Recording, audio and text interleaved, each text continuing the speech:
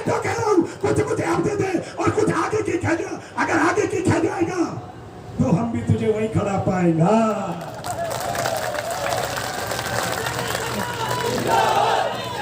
ज्योतिराव फुले,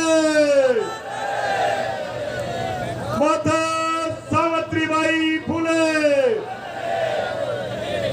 आज के इस कार्यक्रम में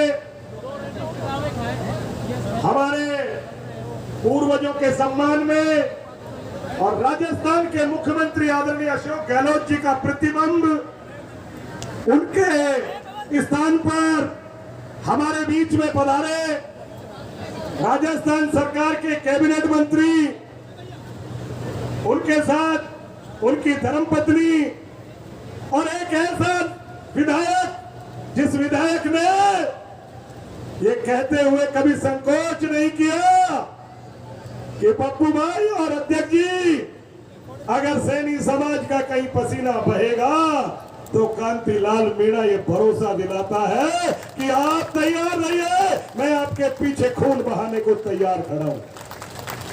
आदरणीय बनाराम जी दूर दराज से, पूरे राजस्थान से समाज के प्रतिनिधित्व कर रहे हैं, मेरे बुजुर्गों, नौजवान साथियों, और तहसील तहसील से माता और बहनें आज जब यहाँ पहुंची है तो मुझे लगा कि मेरा परिवार कितना बड़ा है इसका आभास आज हुआ है मुझे।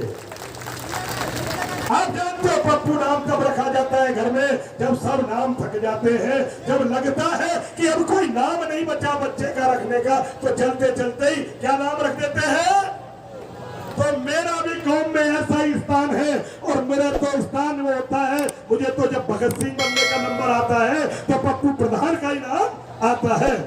राजस्थान का मंत्री आ गया, राजस्थान का विधायक आ गया, और उसके सामने अगर बोलने का मौका मिला तो पप्पू प्रधान को मिला। इसलिए मिला कि ये जो कहेगा उससे लगेगा, कोई दाव भी लगा तो इसमें गिरेगा, नहीं तो कौम का उद्धार हो जाएगा। एक नौजवान ने एक अलग जगाई थी जिसका नाम सीपी सैनी है। ये सीपी सैनी कोई मामूली नहीं है, इसके मन में एक ठेस है, एक पीड़ा है, उस पीड़ा को उजागर करी, और उस पीड़ा का उन्होंने 11 सूत्रीय मांगों के रूप में उन्होंने उस पीड़ा को उजागर की। आदरणीय मंत्री जी कह देना गहलोत जी से, वो राजस्थान के मुख्यमंत्री है, ये कौम कोई बहुत ज्यादा नहीं मांगती है, मांगती तो है लेकिन मेरे उस पूर्वज का सम्मान मांगती है जिस पूर्वज ने इस देश को दिशा और दशा दी थी। हम क्या मानते हैं? हम मानते हैं कि मेरे उस दादा का, परदादा का, नाना का भी आप सम्मान कर दो, उसे भारत रत्न दे दो। मैं बताना चाहूंगा, देश के अंदर 51 लोगों को भारत रत्न मिला, और भारत रत्न जिन लोगों को मिला मुझे पता नहीं है, कहने में संकोच नहीं है, शायद मंत्री जी भी नाम नहीं जानते होंगे, शायद एमएलए साहब भी नाम नहीं जानते होंगे, शायद यहाँ का एक कलेक्टर भी नाम नहीं जानता होगा, लेकिन महात्मा ज्योतिराव फुले को पूरे हिंदुस्तान में जानते हैं। ये जो महिलाएं आज आई हुई हैं, या मंत्री जी आज आप भी मंत्री हैं, या आज कांतिलाल भी मंत्री है, तो शायद उस व्यक्ति की शिक्षा का देन है, अन्यथा हम पिछड़े लोगों को कोई ने आगे नहीं आने दिया। काम तो उसने सबके लिए किया। 11 अप्रैल को मालाएं भी सब चढ़ाते हैं, और मंत्री जी आपको तो पता है, हिंदुस्तान का मेरे साथियों एक भी मुख्यमंत्री ऐसा नहीं है जो मेरे बाबा की जयंती पर, मेरे बाबा की पुण्यतिथि पर माला चढ़ाने नहीं जाता हो। ऐसा कोई कलेक्टर नहीं है, ऐसा कोई एसपी नहीं है जो मेरे उस पर पूर्वज के चरणों में फूल नहीं चढ़ाता हो, लेकिन भारत रत्न देने की कोई सिफारिश नहीं करता है। अरे आप क्या कह रहे हैं? हम यही तो कह रहे हैं, आप सिफारिश कर दो, आपकी सिफारिश हो जाएगी तो मैं भारत सरकार से लड़ने लायक हो जाएंगे। सीपी जी आपका रथ अभी जयपुर में चल रहा है, फिर मेरा साथियों का रथ दिल्ली में जाएगा। मैं यही तो मांग रहा हूं कि उस पूर्वज को भारत रत्न की चिट्ठी लिख दो। मंत्री जी मैं कुछ नहीं मांग रही, ये कौम मांगती है जैसे कि अन्य जातियों के महापुरुषों पर सरकार छुट्टी रखती है, मेरे भी महापुरुष की छुट्टी कर दो। बाबा साहब भीमराव अम्बेडकर जयंती पर छुट्टी होती है, विवेकानंद सरस्वती की जयंती पर छुट्टी होती है, रामनवमी पर भी छुट्टी होती है, आखिर मेरे महापुरुष की जयंती पर छुट्टी क्यों ना हो? मैं यही तो मांगता हूँ। ये सीपी जो मांग रहा है, ये कोई ज्यादा आप लोगों से गड़बड़ाहट नहीं मांग रहा है, ये तो अपना हक मांग रहा है। ये यही तो कह रहा है आप लोगों से कि जिस तरह से आपने दूसरी जातियों के विकास के लिए बोर्ड बना रखे, आपने बोर्ड बना दिए, माटी बोर्ड बना दिया कुम्हारों के लिए, नाइयों का केस खड़ा बोर्ड बना दिया, एससी के लिए अंबेडकर उत्थान बना दिया, मीणों के लिए माधा बना दिया, ब्राह्मणों के लिए आपने विप्र कल्याण बोर्ड बना दिया, गुर्जरों के लिए आपने देवनारायण बोर्ड बना दिया। आखिर ये बोर्ड है क्या? ये बोर्ड क्यों बनने चाहिए? ये बोर्ड इसलिए बनते हैं, सरकार इनको पैसा देती है और वो पैसा उस जाति के उस नौजवान पे काम आता है जिसका बाप उसे पढ़ा नहीं सकता, जिसके पास पढ़ने की जगह नहीं है, जिसके पास छात्रावास नहीं है, उसी का ही तो इंतजाम होता है। मैं यही तो कह रहा हूं सरकार से, सीपीडी के माध्यम से, कि मेरी भी जाति के बच्चे को पढ़ने का अधिकार दे दो, उस गरीब बच्चे को भी आप बोर्ड बना दो और ऐसा बोर्ड बना दो जिससे मेरे बेटे को भी आने वाले समय में लैपटॉप मिल जाए, स्कूटी मिल जाए, छात्रवृत्ति मिल जाए, मेरे बच्चे को कपड़ा मिल जाए, जयपुर में रहने को छात्रावास बन जाए। मैं यही तो चाहता हूँ। मंत्री जी कह देना सरकार से, ये कौम शांति प्रिय जरूर है लेकिन अपने हक के लिए पीछे नहीं हटती है। हम क्या मांग रहे हैं? सरकार से निवेदन कर रहे हैं।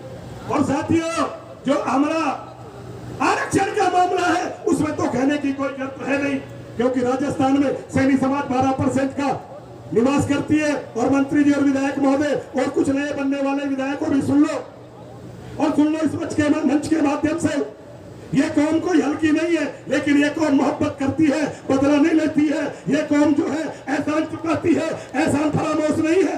अरे तुम एक कदम बढ़ो, हम आपके लिए जीप 4 लुटा देंगे और हुआ तो हुआ, नहीं आपको पुनः विधानसभा में भेज देंगे। अगर चूक कर दी तो मैं आपको भरोसा दिलाता हूं, हम विधानसभा में तो नहीं जा सकते मेरे साथियों, क्योंकि अभी हमें लड़ाई बहुत लड़नी है। हम रेस तो नहीं जीतेंगे, तगड़ी लगाना जानते हैं। तगड़ी लगा देंगे और इसलिए लगा देंगे कि मेरा भी नौजवान डॉक्टर कब बनेगा, मेरा भी नौजवान एसपी कब बनेगा, मेरा भी नौजवान थानेदार कब बनेगा। मैं यही तो इंतजार कर रहा हूं, उसका एक ही तो ताला है।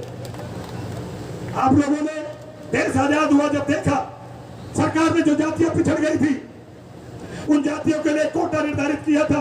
जैसा कांतिलाल जी को भी पता होगा, एसटी जाति को भी कोटा दिया, इसलिए दिया वो जातियां, भील जातियां गांव से दूर रहती थी, आम नागरिकों का जीवन नहीं जीती थी, उनको एसटी का दर्जा दे दिया और उन्हें समान जीवन जीने का अधिकार दे दिया। आदरणीय जूली जी बैठे हैं, सरकार ने एक दर्जा और दिया जिसे एसटी का एससी का दर्जा कहा, उन जातियों को दिया जिनसे हम लोग सीधे मुंह बात नहीं करते थे, मानववाद हम पे हैवी था और उन लोगों से हम छुआछूत करते थे, उन लोगों को समान जीवन जिए, इसलिए एससी का दर्जा दिया और देश चला। देश चलने के बाद एक मौका आया, पुनः गणना हुई, कुछ बुद्धिजीवी वर्गों ने माना कि अभी जातियां कुछ पिछड़ी हुई है, उन्हें भी कुछ दे देना चाहिए, हमें ओबीसी का दर्जा दे दिया।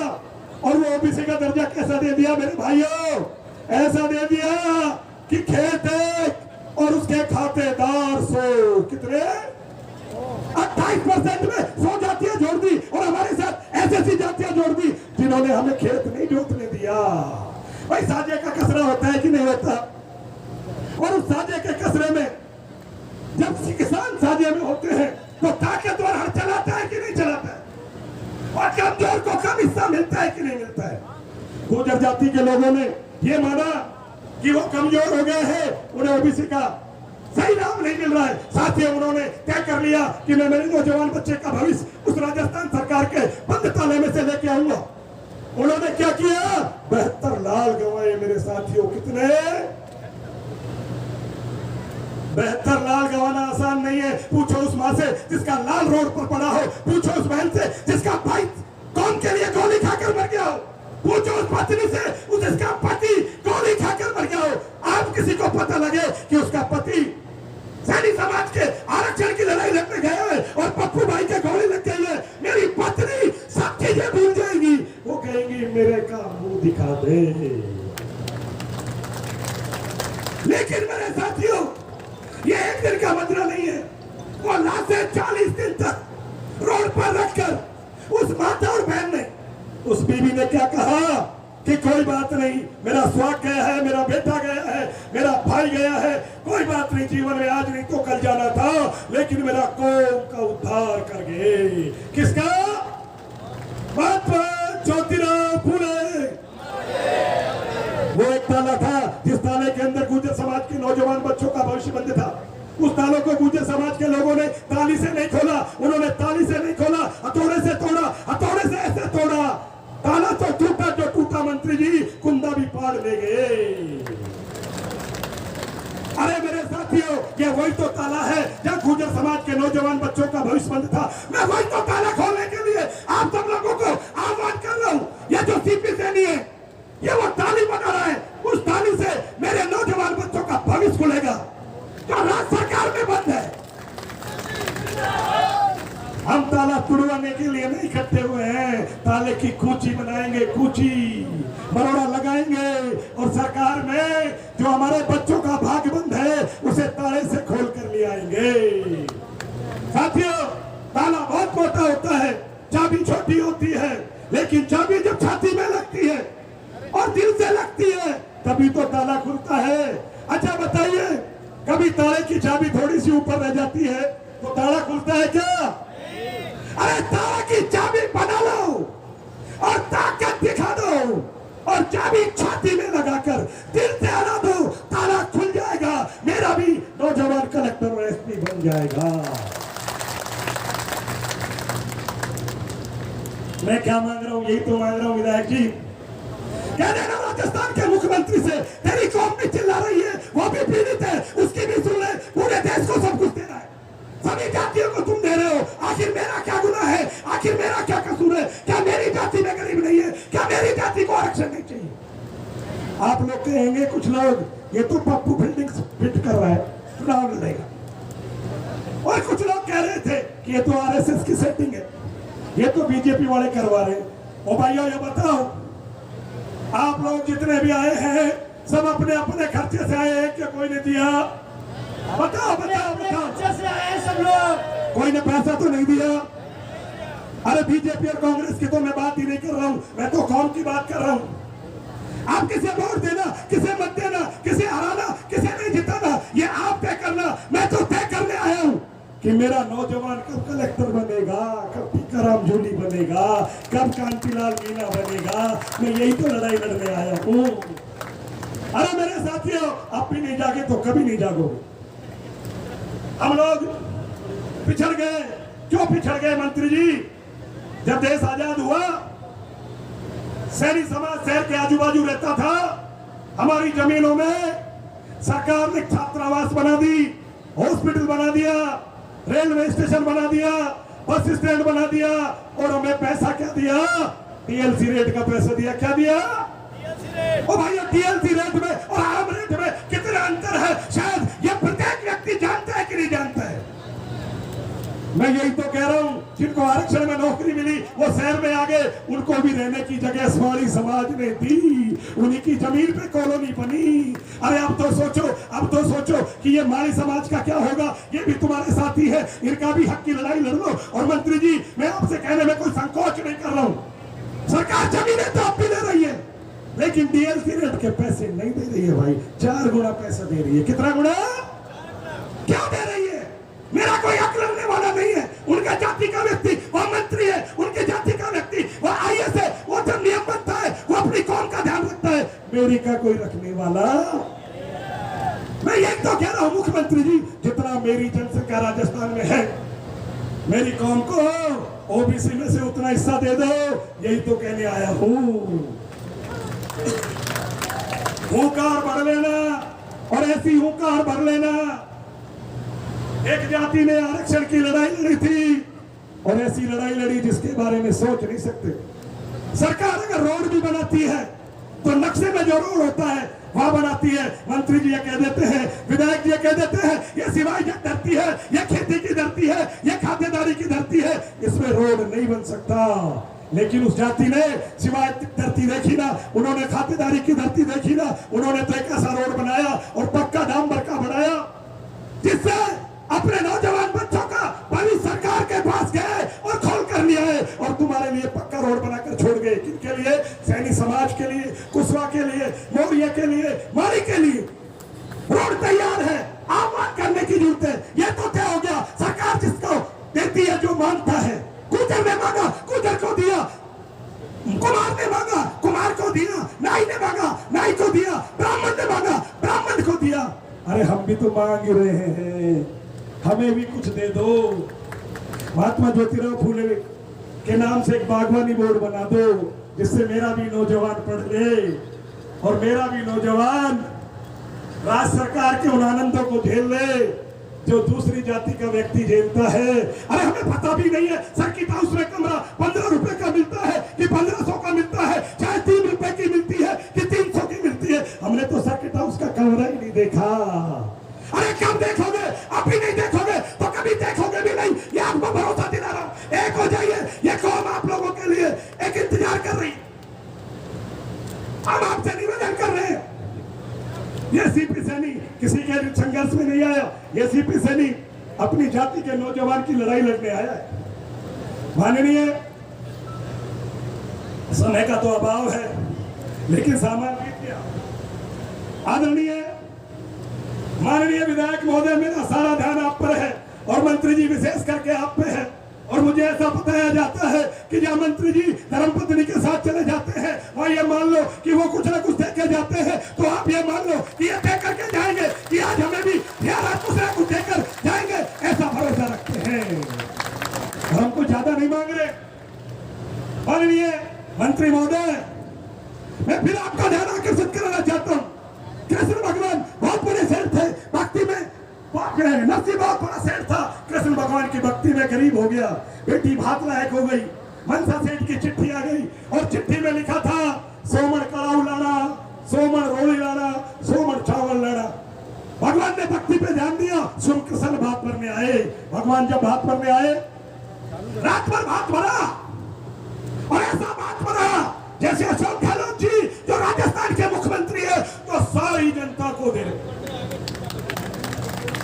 मुझे लग रहा है कृष्ण भगवान की वो जो भक्ति थी ना नरसिंह की, वो तो कृष्ण भगवान ने सुनी और शायद इस कौम की भक्ति भी अशोक गहलोत जी ने सुन ली है और टीकाराम जूली को हमारे पास भेज दिया है। बात बहुत बढ़िया भरा था, ऐसा ही भरा था जैसे अशोक गहलोत आम जाति के लोगों को दे रहा है, गरीब को भी दे रहा है, पीड़ित को भी दे रहा है। सुबह का समय हुआ, कृष्ण भगवान भात भरकर वापिस जा रहा था, एक बूढ़ी जाग गई और जब बूढ़ी जाग गई उसने कहा रात को 3 बजे उजाला क्यों हो रहा है कि तुझे पता नहीं है आज नरसिंह सेठ के सेवक कृष्ण भगवान स्वयं भात भरने आए हैं और मनसा सेठ के जो पोती का ब्याह उसमें आए हैं। अरे के कैसो भात भरो, अरे के कैसो भरो, जीवन में कभी देखो ना, अरे के भरो होगो मोकू तो कछु ना दियो, अरे के तोकू ना दियो कि मोकू ना दियो, अरे के चारे मींडो पार ना करो, अभी तो कई कदम पीछे है। मैं यही तो कह रहा हूँ आदरणीय मंत्री जी, जैसे उस बुढ़िया ने कहा था ए कन्हैया कुछ हो तो दे जा नहीं तो आगे की, कुछ हो तो दे जा नहीं तो आगे की, नहीं तो आगे की। मैं यही तो कह रहा हूँ कुछ आप दे दे और कुछ आगे की कह जा। अगर आगे की कह जाएगा तो हम भी तुझे वहीं खड़ा पाएगा।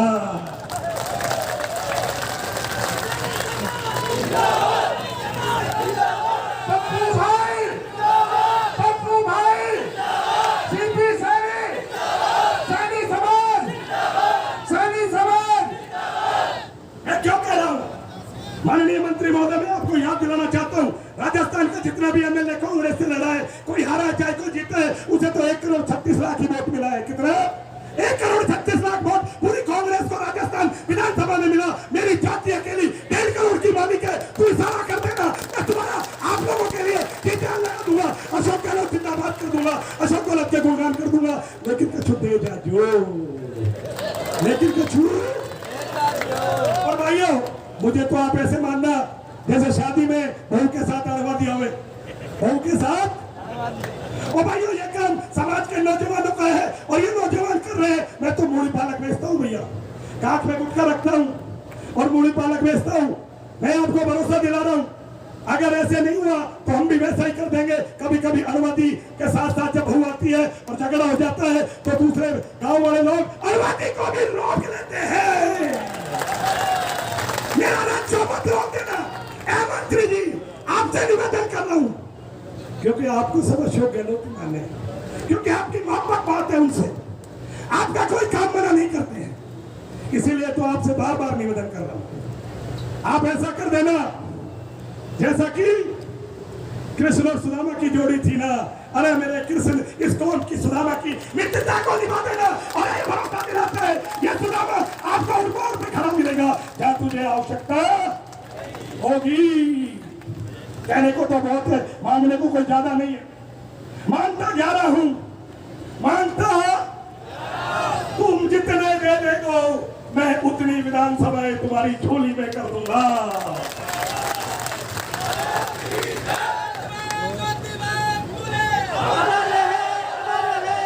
मेरे साथियों कभी हम खाटू श्याम जी के जाते हैं कि नहीं जाते, भद्री बाबा के जाते हैं कि नहीं जाते, 6-6 घंटा हम लाइन में इंतजार करते हैं कि नहीं करते, लेकिन गारंटी नहीं है जो मांगते जो मिल जाता है। क्या मानते हैं हम मानते हैं, मेरी बीवी कहती है कि मेरा पति भी जूली की तरह मंत्री बन जाए, एमएलए बन जाए। मेरा भाई कहता है कि मेरे बेटे की नौकरी लग जाए। अध्यक्ष जी कहते हैं कोई कुछ मांगता है लेकिन घर आ जाते हैं, क्या गारंटी है मिलता है क्या? अरे मेरे नौजवान साथियों, आज आपने कौम के लिए 8 घंटे दिए, मैं आपको भरोसा दिलाता हूं अगर जूली जी और कांति जी मदद कर दे तो मेरी 8 पीढ़ी मिल जाएगी। कितनी पीढ़ी? 8। मेरे साथियों, मेरा मन बहुत है आप लोगों के बीच में, क्योंकि मैंने मेरी पत्नी से जब यह कहा था कि मुझे आरक्षण की लड़ाई लड़नी है, गांव-गांव जाना है, रात रात भी डोलना है और मुझे चारों तरफ भागना है, उन्होंने मुझसे कुछ पूछा तो नहीं, लेकिन 28 तारीख उसे याद थी। उसने कि मैं मेरे ससुराल का परिवार, मेरे घर का परिवार मैं देखना चाहती हूँ, मेरा कुर्बा कितना बड़ा है उसे देखने के लिए वो भी आई है। मांग लो और अब नहीं मिला तो कभी। सीपी भाई मैं आपको कह रहा हूँ, यह अलवर का नजारा है, 26 तारीख को भरतपुर का नजारा होगा, फिर दौसा का नजारा होगा, फिर सवाई माधोपुर का नजारा होगा, फिर करौली का नजारा होगा। जो हमें देगा हम उसके साथ खड़े रहेंगे। हम भी 200 में से 120 सीट जिताने और हराने की ताकत रखते हैं और हम आपसे निवेदन कर रहे हैं। हमारा निवेदन है अगर आप हमारी सुनोगे हम आपके साथ खड़े। अशोक गहलोत से बड़ा हमारी कौम में कोई नेता है क्या? कोई नेता है क्या? हम अशोक गहलोत के गुणगान करते हैं, अशोक गहलोत के जिंदाबाद के नारे लगाते हैं, लेकिन नारे इसलिए लगाते हैं कि वो ईमानदार है, वो दागी नहीं है, वो बेईमान भी नहीं है, लेकिन सहारा उसको भी चाहिए। सरकार ढुलमुल है, मंत्री जी सहारा दे देना, विधायक जी सहारा दे देना। मेरा भी यह कहना चाहता है कि मेरी कौम का भी उद्धार कर जाऊं, लेकिन मेरे कुछ साथियों को आप अगर प्यार से मना लो, अगर मेरे कुछ साथियों को आप प्यार से मना लो तो मैं भी कुछ कौम को देना। आप कह दोगे हमें मिल जाएगा, हम गुणगान कर जाएंगे। नहीं तो 5 जिलों की ऐलान हो गई है तारीख, और तारीख बाकी जिलों की भी ऐलान होनी है। और 1.5 करोड़ में से 15 लाख लोग जयपुर भी जाने को तैयार है। बंगले में पानी भरवा लेना, क्योंकि ग्रामीण भी जाएंगे। अगर बंगले में पानी नहीं मिला और हमारी जिसने मदद नहीं करी तो भाइयों लेबा को देवो में भी जाना, लेबा को देवो। तू 1 कदम बढ़ मेरे यारो, मैं 5 कदम बढ़ूंगा, तेरा पसीना बहेगा, मैं खून बहा दूंगा। अब अगली तारीख 6 तारीख को हम सब लोग भरतपुर की तैयारी करेंगे। इससे बड़ा जन समुदाय सैलाब होगा और एक ही मांग होगी, 11 मांग दे दो। आप सब लोगों ने इस कार्यक्रम के लिए यह समय निकाला और मंच पर मेरा कब्जा नहीं था। आज मंत्री जी, मैं तो कार्यकर्ता था, मुझे डर लग रहा था कि समय मिलेगा कि नहीं मिलेगा, क्योंकि पीड़ाएं बहुत थी। गाँव डोला, धानी धानी डोला। इस आरक्षण ने मुझे मेरे गांव के परिवार का घर बता दिया कि गरीब मेरा परिवार कहाँ बसता है। जब ग्रामीण की बात करते हैं तो कहते हैं 15,000 मतदाता है, लेकिन मैं जब गया मैंने देखा मेरा परिवार वो 30,000 से भी ज्यादा बसता है। घबराने की कोई जरूरत नहीं है, एक हो जाना। आरक्षण लेकर, आरक्षण 11 सूत्री मांग लेके रहेंगे। राम राम साहब, बहुत बहुत धन्यवाद प्रधान जी। सीपी भाई, जब जयपुर में इस कार्यक्रम की रूपरेखा पूरे